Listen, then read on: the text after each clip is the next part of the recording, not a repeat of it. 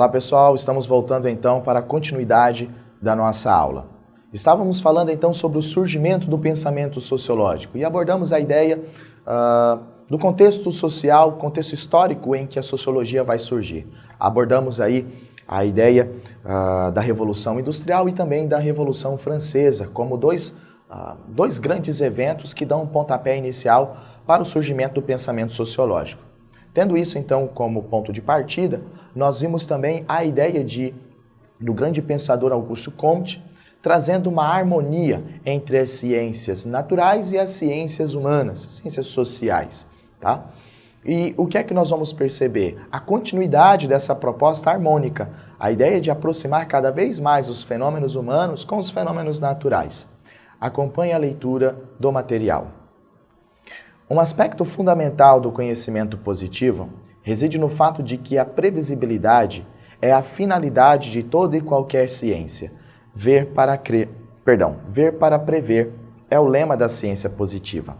Sendo assim, a previsibilidade científica transforma-se no principal aliado do desenvolvimento tecnológico, e o estado positivo corresponde ao estágio mais avançado da técnica e da ciência, no sentido de exploração da natureza pela humanidade. O que é que nós podemos perceber? A ideia da previsibilidade científica. Ou seja, a ideia de que, assim como é possível prever os fenômenos naturais, buscava-se a ideia de que era possível prever os fenômenos humanos, os fenômenos sociais. Tá? Podemos pegar aí como mero exemplo a própria ideia de duas pessoas se relacionando sexualmente sem nenhum método contraceptivo. Se essas pessoas se relacionam, né, e a mulher então está no seu período fértil, nós sabemos muito bem qual é a consequência desse ato sexual. Provavelmente, essa mulher ficará gestante. Ou seja, perceba que é possível promover uma previsão de alguns fenômenos que ocorrem na natureza. A mesma ideia, esse mesmo raciocínio, tinha-se então com as ciências humanas, com o comportamento humano, a ideia de um comportamento coletivo. Assim como era possível prever os fenômenos naturais, a ideia de que era possível prever também os fenômenos sociais. Tá? Porém, com o passar do tempo, nós vamos perceber que esse raciocínio, ele de fato não é tão preciso assim. Tá?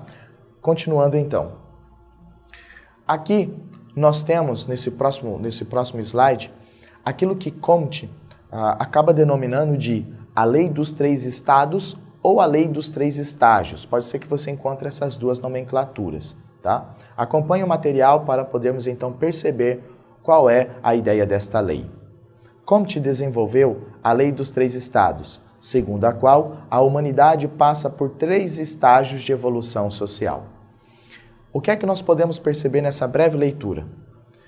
Assim como foi proposto por Darwin na sua obra A Origem das Espécies, de que os animais passam por um processo, o ser vivo passa por um processo evolutivo, Comte então bebe desta água e traz essa proposta de evolução para o mundo, para o campo social, entendendo que, assim como os seres vivos naturalmente evoluem, a ideia de que socialmente a humanidade também evolui.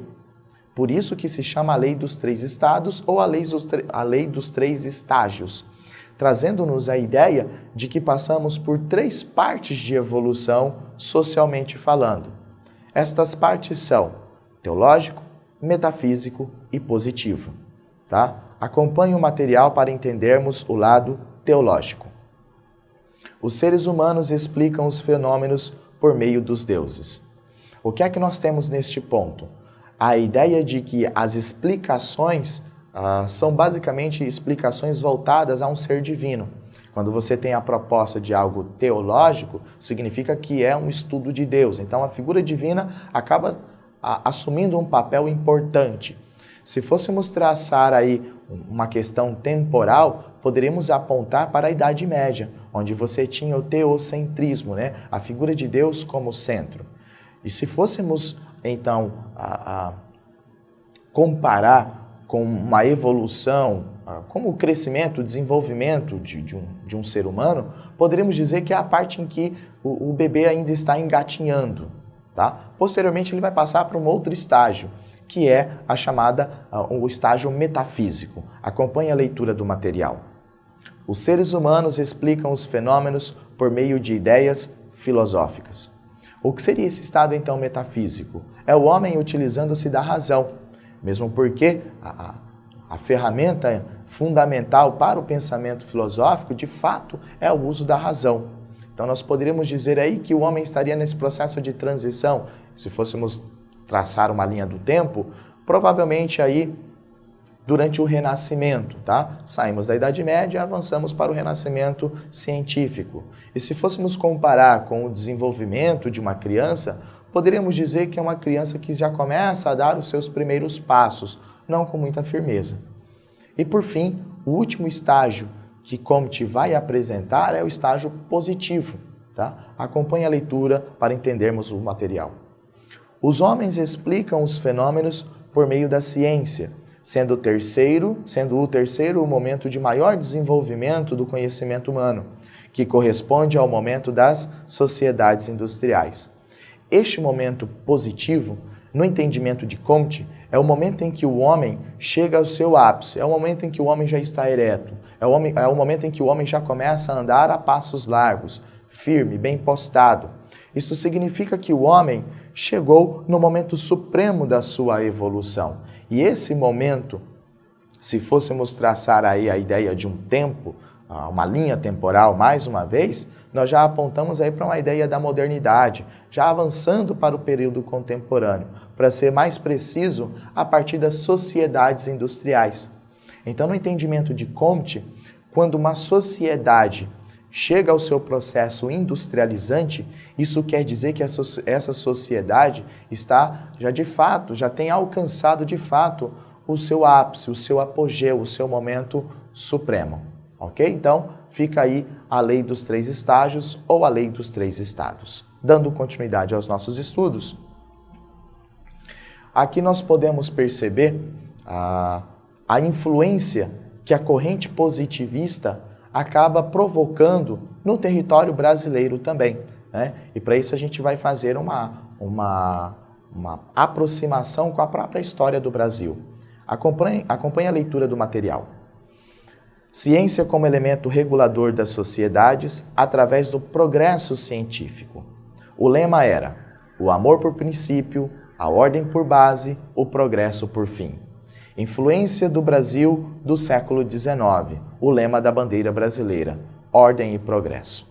O que é que nós temos nesse momento? Final do século XIX, o que é que está acontecendo no Brasil? Para ser mais preciso, em 1889. Exatamente, a proclamação da República.